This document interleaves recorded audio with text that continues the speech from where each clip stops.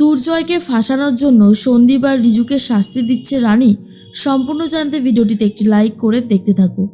গল্পের শুরুতেই দেখা যায় আজকে রানীকে নিয়ে সবাই ভয় পেতে থাকে, কারণ রানীকে নিয়ে ডিসেকশনে যাওয়া মানে অনেক বড় বিপদ হতে পারে। আর এরপর রানীকে সবাই বলে, রানী আমার কিন্তু বেশ ভয় লাগছে, তুই এই অবস্থায় যাবি? ওখানে কত ভাইরাস ব্যাকটেরিয়া থাকে বলতো। রানী তখন বলে, তাতে কি হয়েছে? যখন ডাক্তারি পড়বো বলে ভেবেছিলাম তখন তো এটা জানতাম যে জীবনে অনেকবারই এরকম সিচুয়েশন আসবে, ভয় পেলে হবে? তখন বাকিরা বলে, সত্যি তোর সাহস দেখে আমাদের যথেষ্ট ভয় লাগছে, কারণ এইভাবে মোকাবিলা করা, বিশেষ করে এই অবস্থায়, টাফ ব্যাপার, আর তুই সেটা আরামসে করে দিচ্ছিস।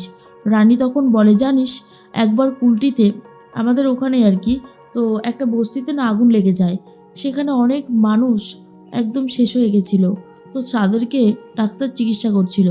এরপর আমিও গেছিলাম তাদেরকে সাহায্য করতে। মানুষ হয়ে যদি মানুষের পাশে থাকতে না পারি, আর ডাক্তার হব বলেই ছোটোবেলা থেকে জানতাম, তাই ভাবতাম যে মানুষকে সাহায্য করতেই হবে, মানুষকে বাঁচানোর জন্য শেষ পর্যন্ত যা যা করতে হয় সবটাই আমি করব, এই সমস্ত কিছু আমি ভেবেছিলাম। আর আজকে একটু একটু করে সেই দিনের কাছে আমি পৌঁছে যাচ্ছি।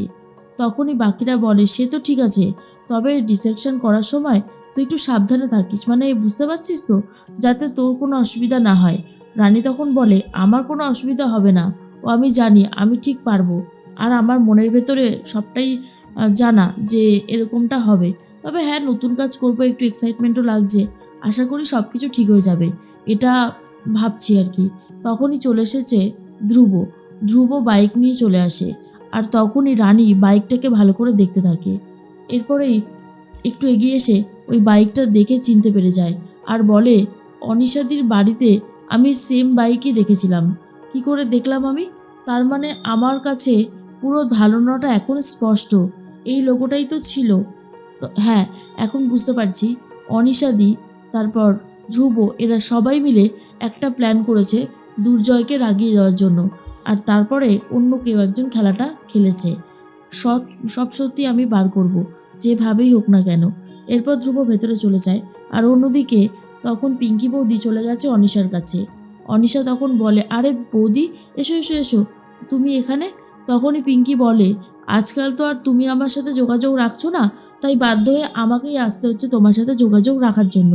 তখনই পিঙ্কি বৌদি বলে, আরও একটা কথা, তোমার সাথে দেখা করবার ইচ্ছে হলো তাই আসলাম, অনেক গুরুত্বপূর্ণ কিছু কথা আছে। তখন অনিশা বলে, আসলে কি বলো তো, জয় ওরকম কাজ করার পর থেকে না আমাদের পুরো ব্যবসাটা অনেক লস খেয়ে গেছে। নার্সিংহোমটা চলতোই ডক্টর দুর্জয় সেনগুপ্তের নাম শুনেই, আর আস্তে আস্তে সব কিছু যখন ঠিক হয়ে যায়, তখন দুর্জয় এমন একটা কাজ করলো যে আমাদের বিজনেসও অনেক বেশি ডাউন হয়ে যাচ্ছে। তুমি জানো না, গুপ্তাও আমাকে ফোন করে যা না তাই বলে অপমান করলো, আমার একদমই ভালো লাগছে না। পিঙ্কি বৌদি বলে, ওইদিকে রানী তো নিজের খেল শুরু করে দিয়েছে, রানী চেষ্টা করে যাচ্ছে এসবের পেছনে কে রয়েছে তাদেরকে ধরার জন্য। রানী তো আমাদেরকে কিছু বলে না, তবে ও যখন ফোনে কথা বলছিল, লুকিয়ে লুকিয়ে ওর ফোনের কথাগুলো শুনছিলাম, এমনকি এতে ডাক্তার ভূমি চ্যাটার্জিও আছে। যখন এই কথাগুলো অনিশাকে বলছিল পিঙ্কি বৌদি, দরজার ফাঁকা থেকে শুনে নিয়েছে ডাক্তার সন্দীপ মিত্র। এরপরে অনিশা বলে, আমি কেন এসব কথা শুনছি বলো তো বড় বৌদি? তখনই বড় বৌদি বলে, কিন্তু দুর্জয়ের লাইসেন্স ক্যান্সেল করার পেছনে কে আছে? তুমি নেই? তুমি করেছো না এই প্ল্যানটা?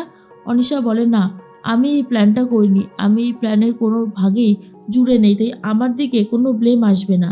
পিঙ্কি বৌদি বলে, তাহলে এই কাজটা কে করলো অনিশা, তুমি জানো? অনিশা তখন বলে, না, আমি সত্যি জানি না, আমি যদি জানতাম তাহলে অনেক আগেই বলে দিতে পারতাম, তবে খেলাটা বেশ কঠিন হয়ে যাচ্ছে দিন দিন। পিঙ্কি বৌদি বলে, সে তো হবেই, কারণ যেভাবে রানী উঠে পড়েছে খবর জোগাড় করার জন্য, খুব চাপের হয়ে যাচ্ছে। এদিকে ধ্রুব মনে মনে ভাবে, রানীকে দেখে যাক, সমস্ত ঝামেলা মিটে গেছে, আর কোনো চিন্তা নেই। এদিকে রিজু ডাক্তারের সাথে কথা বলতে শুরু করেছে ডাক্তার সন্দীপ মিত্র। ডাক্তার রিজু বলে, স্যার, আপনি তো নিজে ভয় পাচ্ছেন না, তাহলে আমাকে ভয় দেখাচ্ছেন কেন বলুন তো? সন্দীপ মিত্র বলে, কে বলেছে আমি ভয় পাচ্ছি না? আমি যথেষ্ট ভয় পেয়েছি। ওই মেয়েটা, মানে রানী, ও কিন্তু খুব ডেঞ্জারাস, ওর বাড়িরই একজন বলছিল। আমার তো বেশ ভয় লাগছে, কিছু একটা করতে হবে। তখন রিজু বলে, এবার কি হবে স্যার? ফাঁসলে তো আমি ফাঁসবো, আপনি তো আর ফাঁসবেন না। ডক্টর মিত্র তখন বলে, কে বলেছে আমি ফাঁসবো না? আমাদের দুজনেরই লাইসেন্স ক্যান্সেল হয়ে যেতে পারে, রিজু তখন বলে, কি বলছেন কি স্যার, আমার কিন্তু সত্যি খুব ভয় লাগছে। এদিকে অনিশা ফোন করেছে ধ্রুবকে আর বলে, কোথায় রয়েছিস রে তুই এখন? ধ্রুব তখন বলে, আমি তো এখানেই আছি, কেন কি হয়েছে? অনিশা বলে, জানিস তো রানী সমস্ত কিছু তদন্ত শুরু করছে, তুই একটু সাবধানে থাকিস ভাই, বুঝলি? ধ্রুব তখন বলে, সে আমি সাবধানে আছি, তুই চিন্তা করিস না। বলেই যখন সামনে ঘুরেছে তখন দেখে রানী দাঁড়িয়ে আছে। এরপরেই রানী তখন বলে, তাহলে ধ্রুব, সমস্ত সত্যিটা অবশেষে জানা গেল? ধ্রুব তখন চমকে যায় আর বলে, এসব তুমি কি বলছো রানী?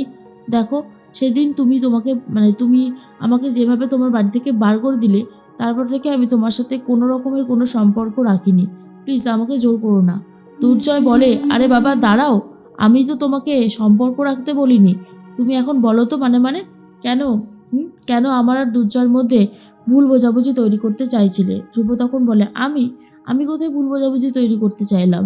এসব কি বলছো তুমি? ধ্রুব তখন পুরোটা নাটক করতে থাকে আর রানী বলে, তাই নাকি? তুমি জানো না কিছু, তাই তো? কিচ্ছু জানো না।